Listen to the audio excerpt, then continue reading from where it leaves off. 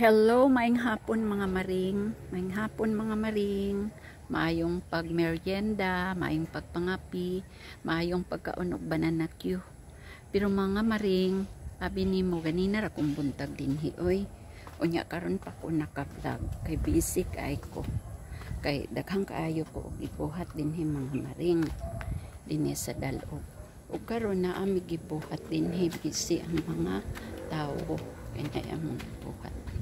Unya, karon na ako ipakita sa inyo kay naghimo mi og banggira katubitang di man banggira katubitaw akong pangandoy sa una nga ang among balay unta usara man gyud akong pangandoy nga ang among balay mabutangan og grapo ang taas pero naghimo mi dinhi mga maring og nao Jaran naghimo mi og gripo ano nay banggira din hidaan unya naman ni siya gripo daan pero kuan man gud nga gripo kanang naguba ba naguba so among giilisan para siya kani mo ni among abuhan kani dinhi mi magluto magsugba maglungag o magpirito ay time pa nera day among gripo nga daan gitaya unya pangit na no kay karaan man gud to o karon ipakita ta mo kay mao na di ang akong mga tanom din mga malingo so sabi nimo din hiting init gyud kay sa una sa pagtanom-tanom pa na amo unya permi ni bisbisan oy kada hapon permi gid ni bisbisan ug karon kay nanubo naman unya naa na pud mi mga tubig syempre amo na pong bisbisan ana siya mga maring mga tinuyo gina siya nga tanom nya dapat gid bisbisan nya dinhi na ami gihimo no okay. Ami gihimo okay.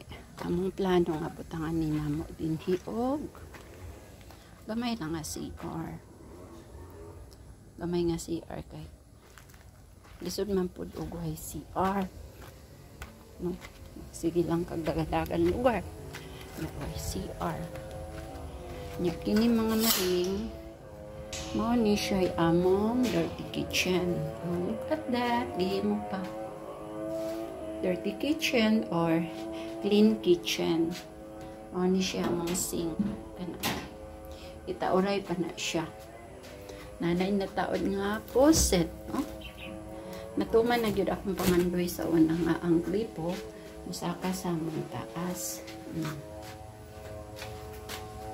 nara nice din nga place kay nga no overlooking man gud ni siya hangin ug ana maayo bitaw lingkod-lingkod nya ining old naman gud ta need na gyud ta og oxygen so dinhing dapita is hangin pero karon kay ting init man hangin gyapon siya pero ang alisngaw manggod sa init gikan sa yuta mo nang medyo siya alingaang kala siya ako ng plants ornamental plants kato akong gipakita sa una tanawa ang payag naay payag dito oy para to siya lingkod-lingkuran ipakita ta mo sa payag ha mga maring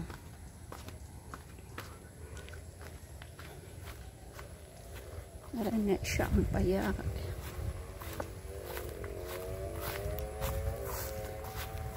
hangak oy hangin man siya pero init gyud ang iyang alisngaw kay kuan man summer naman karon mao ni siya ang bangko bench mao na siya ang bench kana nya kana siya maring kana siya table long table kung buntag pero kung gabi bed na siya oy